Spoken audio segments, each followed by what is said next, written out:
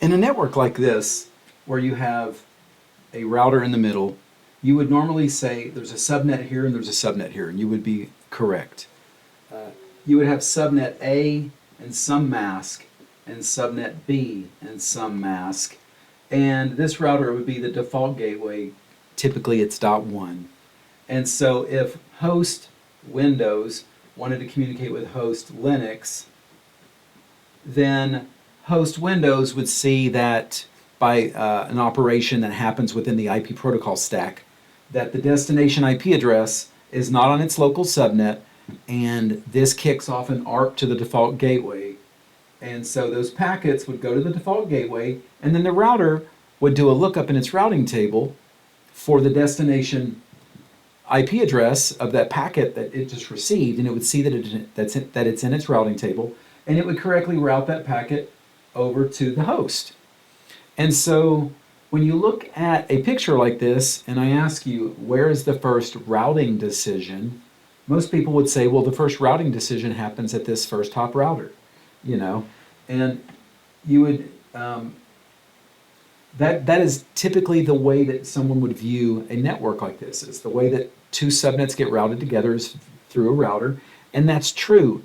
But the first routing decision didn't take place inside this router. The first routing decision took place in this host, where it looked in its own local routing table to decide how is it going to route that packet. I'd like you to see that I have a Windows computer directly connected to a Linux computer. The Windows computer has, excuse me, the Windows computer has 10.10.10.10, and the Linux computer has 10.10.10.11, as you can see here. And so we can ping 10.10.10.11 from the Windows computer.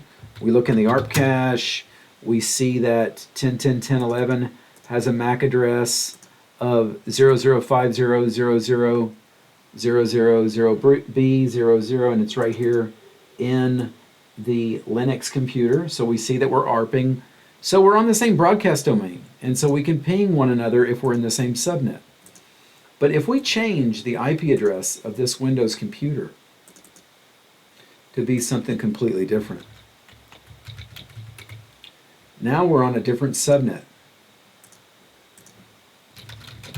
The Windows computer is now on 192.168.10.10, and the Linux computer is on 10.10.10.0.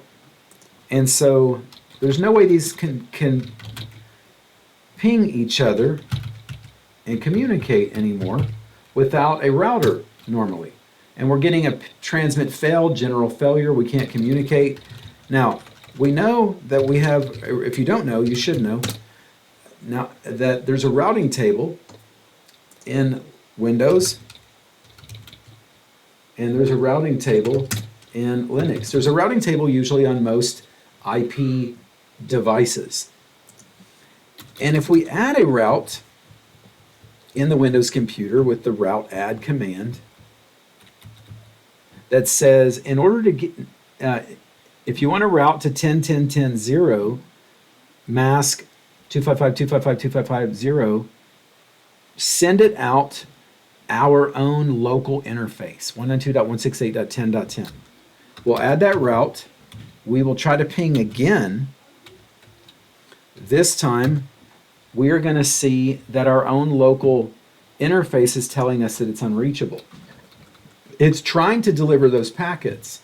If we go over to the Linux computer and add a route on how to get back to 192.168.10.10 out its own local interface, ENS3, we now see that the Windows computer can ping the Linux computer. So I just wanted you to see this because this comes in handy.